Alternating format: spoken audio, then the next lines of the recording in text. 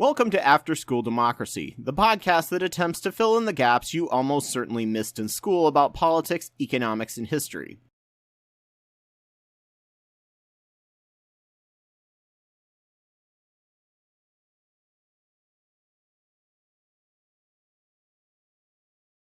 The American right's most common claim is that private property and a laissez-faire free market always brings freedom to the individual people. They always paint all collectivization as evil and an oppression on the individual's rights and freedoms. They point out the lack of freedoms in many communist nations, perceived inefficiencies in the government, unions, and welfare state, and they frame all the collectivization of any kind, except among the rich, as a form of theft and slavery because we all didn't consent to it as the new generations came along. Therefore, all collectivization without 100% continual consent is tyranny. We all have inalienable rights, and therefore morality dictates that we should burn down these collectivized prisons and allow us to rise and fall on our own merit.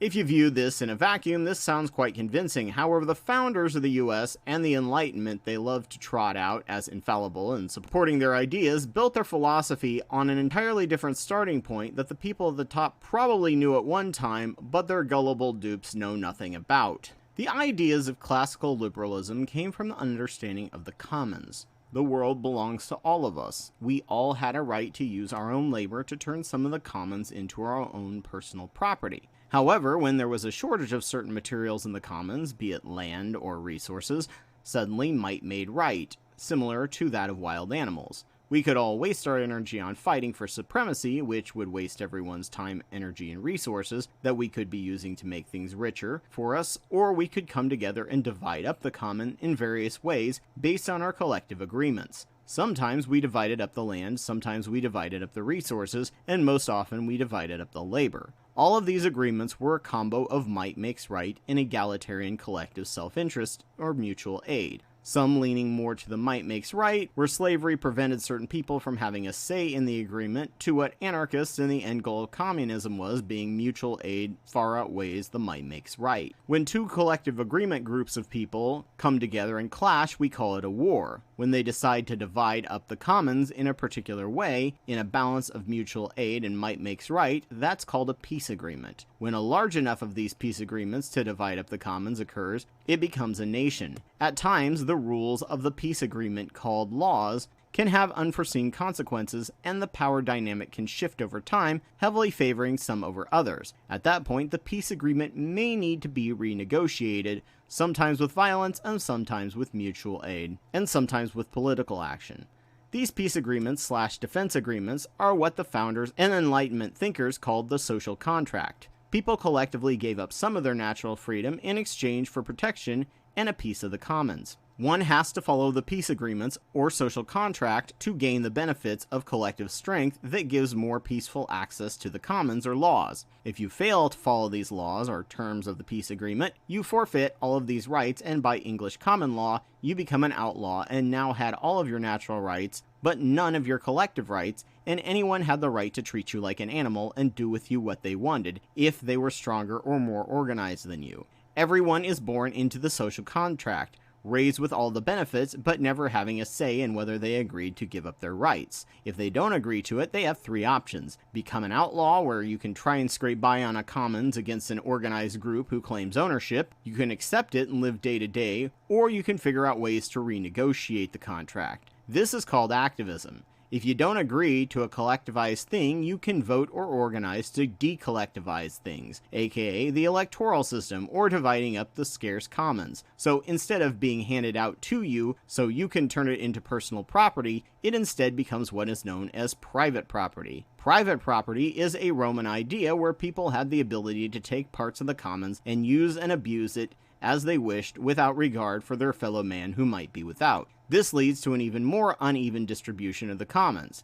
Those with more of the commons could buy slaves from outside the empire. They didn't need to work the land. They were able to buy up more private property of the commons and make more money buying more slaves, political influence, and land until only the elite owned land in Rome and everyone else scraped by to make a living on the margins. This caused the collapse of the Roman Republic and was replaced with the Roman Empire. While there were probably more occurrences of this in the past, this was the most documented. It's because of this that the father of philosophical anarchism, Pierre-Joseph Proudhon, referred to property, in this case, private property, as theft. The division of the commons was imbalanced and always led to the powerful getting more powerful and the poor getting poorer. Without some form of collectivization of the commons, the balance would always be unequal. That always led to worse and greater power imbalance. This would lead to conflict and a breakdown of the peace agreement at the point that the powerless outnumber the powerful in their hired armies enough to disrupt things enough that the peace treaty could be renegotiated and a new social contract created.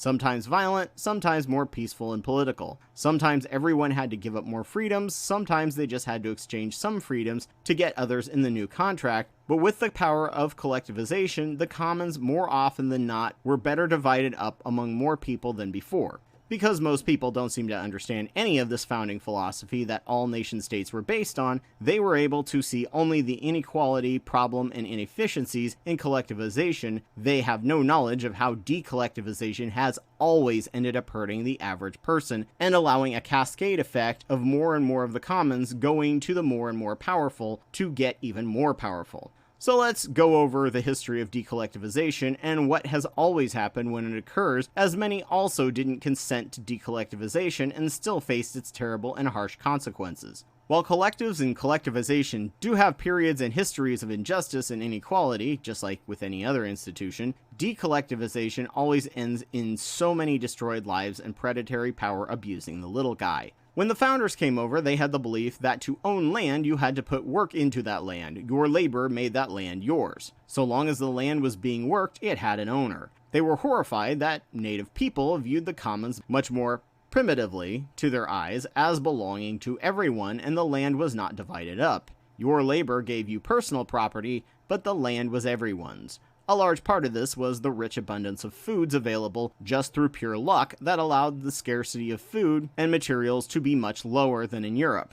They could get more out of their land thanks to controlled burning that allowed bison and deer to graze all over, giving them everything they needed.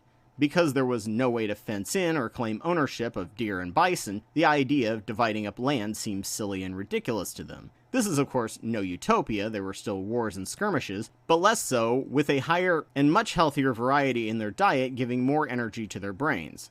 When Europeans showed up, they reported encounters viewing the natives akin to Greek gods and goddesses, while the Europeans were emaciated and actually quite inbred thanks to lower food output and a geographic bottleneck. This lack of diverse foods, along with higher use of toxins like lead, made them much more violent and less likely to seek peace over war as the natives did. That all flipped when these natives got hit by European endemic diseases, decimating the population up to 95%. This collective trauma made them more like the Europeans, more likely to choose war over peace, but each had their own views on what could be turned into personal property via labor. We will probably never know the names of the tribes that existed at contact, as many basically had to merge with other tribes as their populations dropped like flies, forcing them to create the tribes we know today. As their populations declined, their ability to maintain control burns on the scale they used to dwindled, so when the new settlers showed up 50 years later, they came to an insanely crazy woodland instead of the fields and fields of grazing land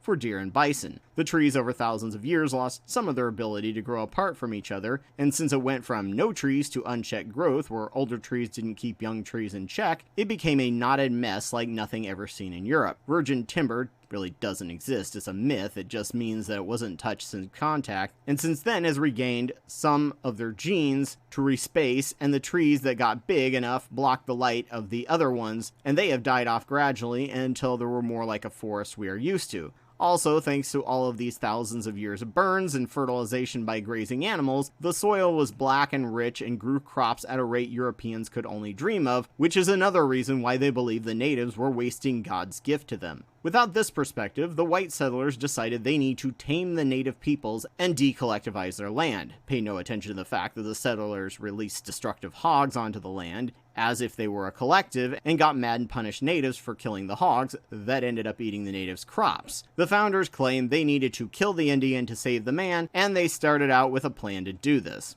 First was the Iroquois Nation. In a peace agreement with the U.S. government, the Iroquois divided up their land into plots of private property to all of the members of their tribe. This in no way was conducive to their burn and graze method, and instead were forced to switch mostly to subsistence farming, where they had no experience in. Because of that and alcoholism caused by the breakup of their collective community, creating alienation, most slumped into poverty, and without a strong sense of private property ingrained into them, land speculators swooped in and bought their land when they were desperate for pennies on the dollar, buying the former great and powerful nation out from under them. Taming the natives was mostly just propaganda for this. The settlers knew exactly what they were doing, and people like Washington were land speculators. For new territory during the French and Indian War, they fought in, and Britain made an agreement with the tribes not to expand their borders and allow the natives to live as an autonomous part of the Commonwealth under the British Empire. This infuriated the land speculators, which was probably the biggest fuel, among other things, that gave political power to go to war and rebel against Britain.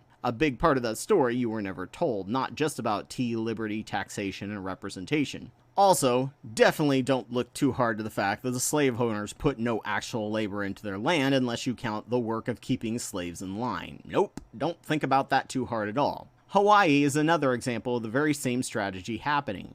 Under King Kamehameha III, a rather corrupt king who cozied up to Western powers, he divided the once collective, though more feudalistic lands among the people, but it required you to be literate, pay a fee, and pay for someone to survey the land.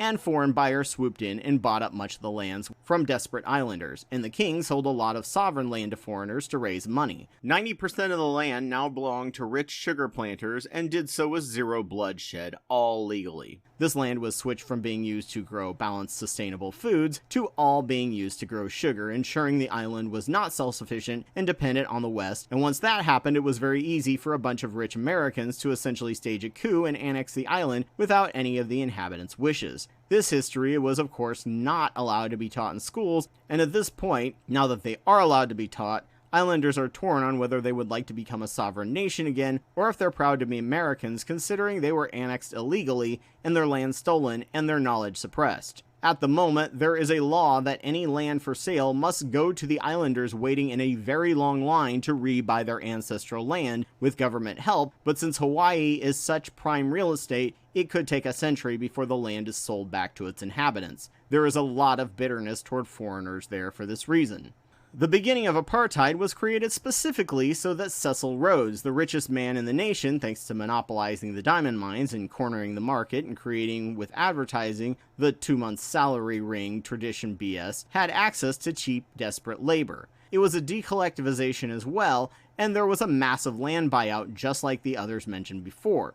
He also required that black land and white land remain separate and had the government institute what evolved into apartheid so that white people would stay separate from black people and not let them get to know each other and see each other as equals or humans. Black land, when inherited, could not be divided up and only given to one of the children. Since land ownership was required for voting, this heavily reduced black voting power and forced black folks who were left out of the inheritance to go work for white people, just as he intended.